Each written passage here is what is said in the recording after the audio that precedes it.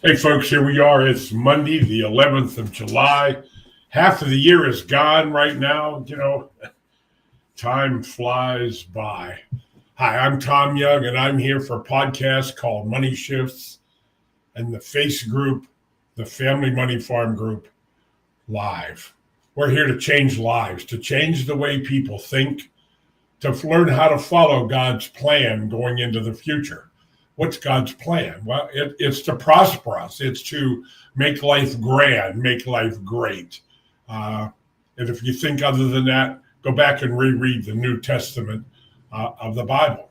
We start every presentation every day with prayers for everybody in the world, that the Lord would stretch out his arms and gather those who have been lost due to the pandemic, the war in Ukraine, between Russia and Ukraine, and all the turmoil going on in the world, that the Lord would bring peace and understanding to the whole world. In Jesus' name we pray. Today I talk about rates of return. I say the principles that I work by. I'm in the financial services business, but I have a very, very unique approach. My approach is simply to avoid losses. If I avoid losses, it helps me to capture and hang on to and keep in my possession what otherwise would be opportunity cost.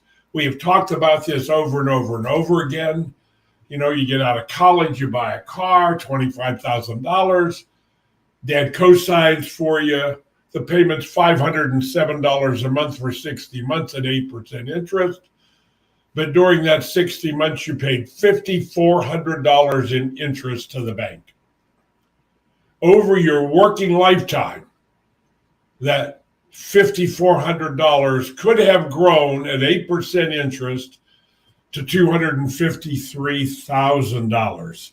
Now, the point of that being isn't that you lost the $253,000, but you did. But over a lifetime, if I take that $253 and I stretch it out till the day you graduate on average, it's really closer to $750,000 is lost in cash flow because of that one automobile.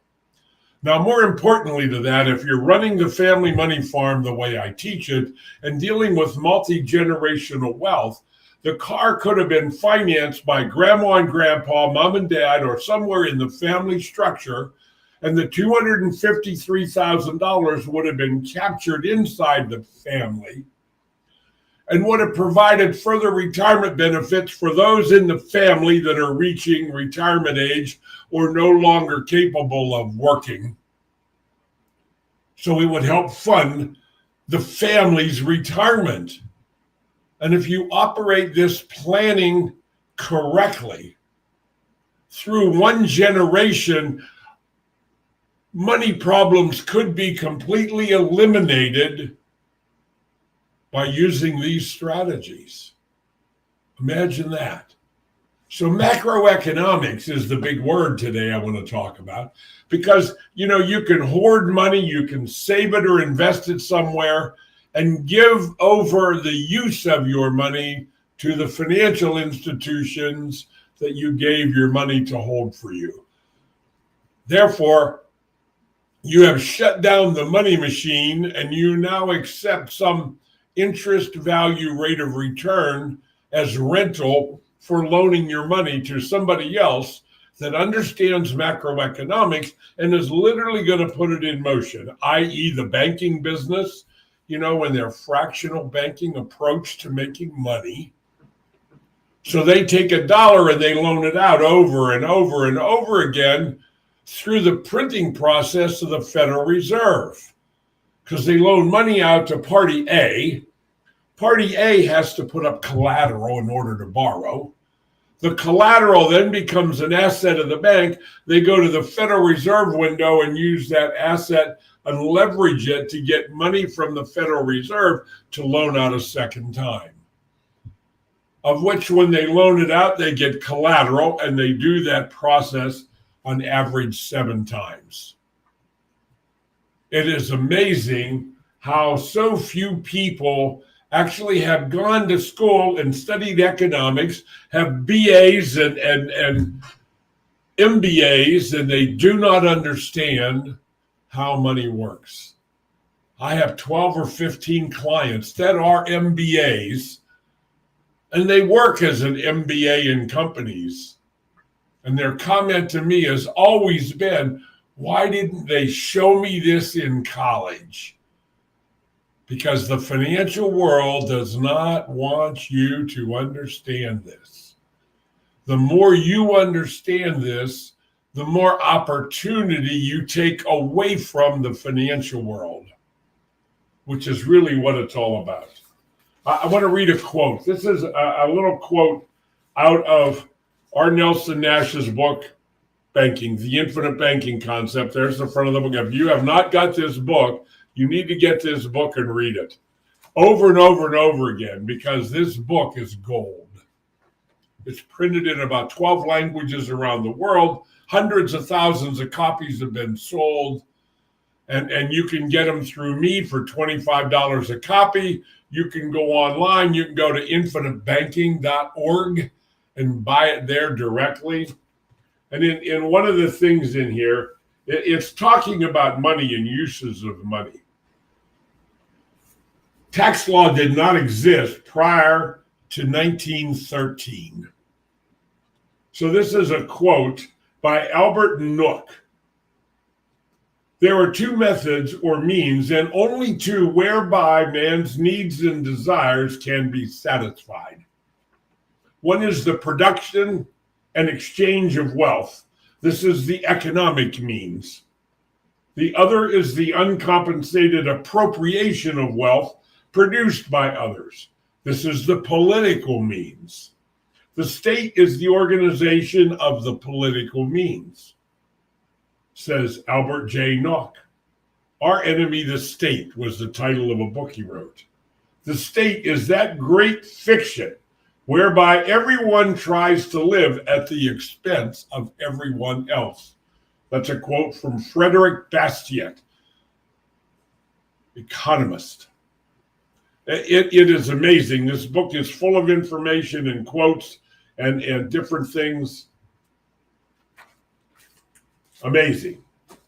So today I said, how do I make more than 10% rate of return on my money?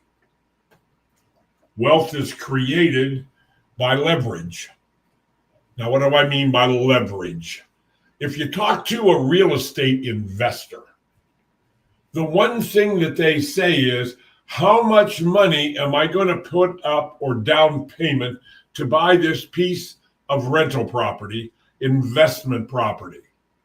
I want to put up the least amount of money. I want to put up the minimum down payment, and I want to leverage that property. Now, you have to realize a couple things. Number one, I'm going to buy the property at the right price. Otherwise, I'm not going to buy it.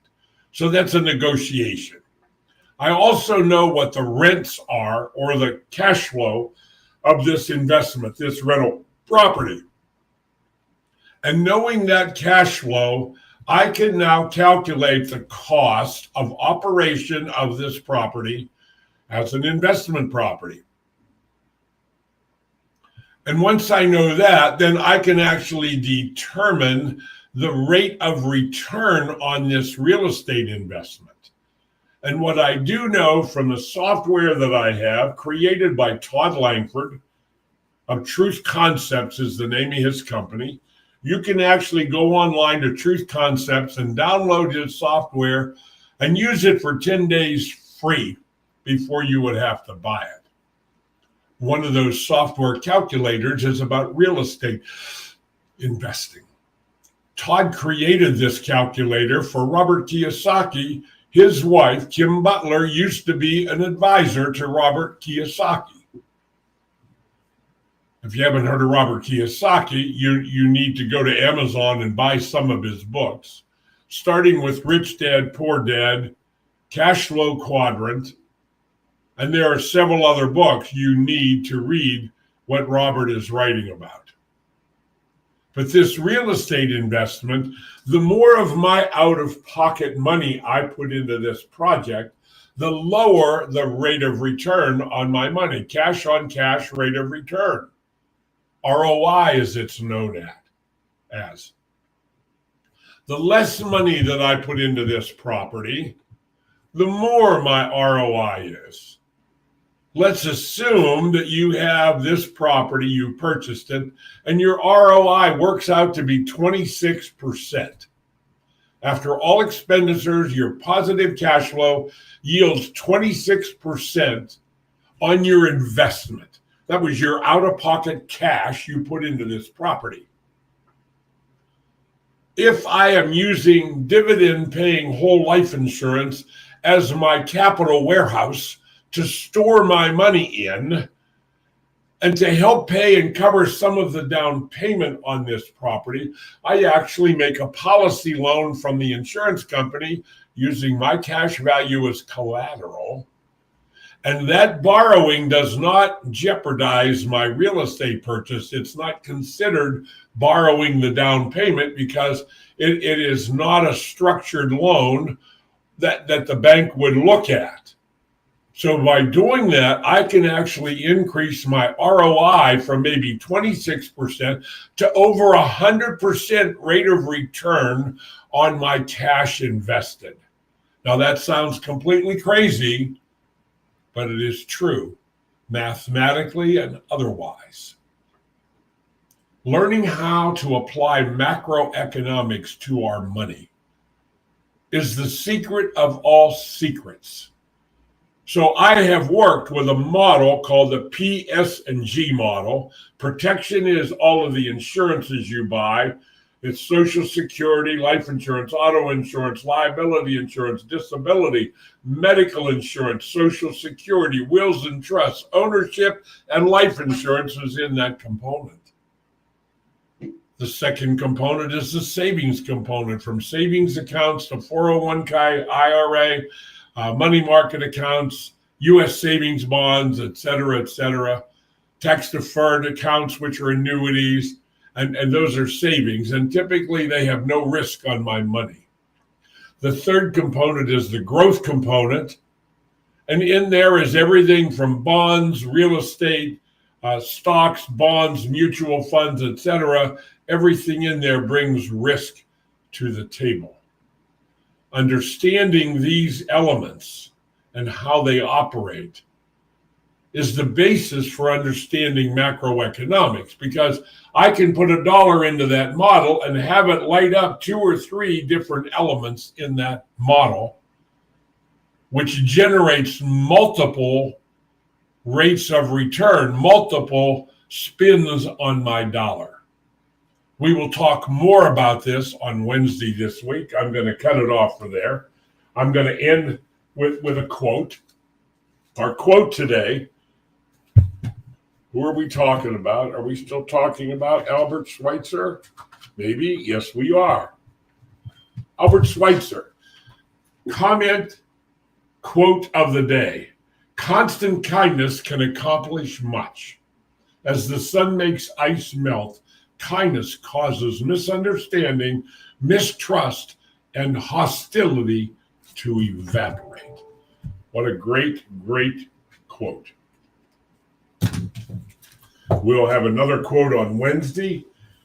A great book, a new book that's just out, Double Jeopardy by Leonard Rainier. You can get it at Amazon. It is a great, great book. It's about the concept of hiddenomics. Hiddenomics and the role of government. You know, we talk about the debt every so often that the government is doing. Our politicians are destroying America every day of our lives as we sit here with their irresponsible, idiotic, stupid way of making decisions. They spend money like it is unlimited and there is no tomorrow. But I can promise you that sooner or later, the tomorrows are going to come. And the $30.5 trillion of debt and the $170 trillion of unfunded liability will eventually show up. they cannot confiscate as much money as they need to pay these bills. At the same time, they have not taken control of government spending. They allow government to continue to expand and grow beyond our means to ever pay for it, using our future incomes as collateral for borrowing money from the Federal Reserve ongoing and the money that they borrow from around the world. How does it feel to be collateral for the government, for the politicians that continue to make these decisions and will not stand up and stop spending money and become fiscally responsible? They are irresponsible and they must go. This next election in November, you and I, the people, can make a difference. We have to vote out anybody and everybody that has become a career politician. It was not meant to be that way. God bless you. I will see you here again on Wednesday, and we will continue this discussion about macroeconomics, hiddenomics, and how to protect yourself from the future coming financial tidal wave. The dark clouds over Washington eventually will spread across the country, and oh, it is going to be painful. You must prepare to survive. God bless you. We'll see you here on Wednesday.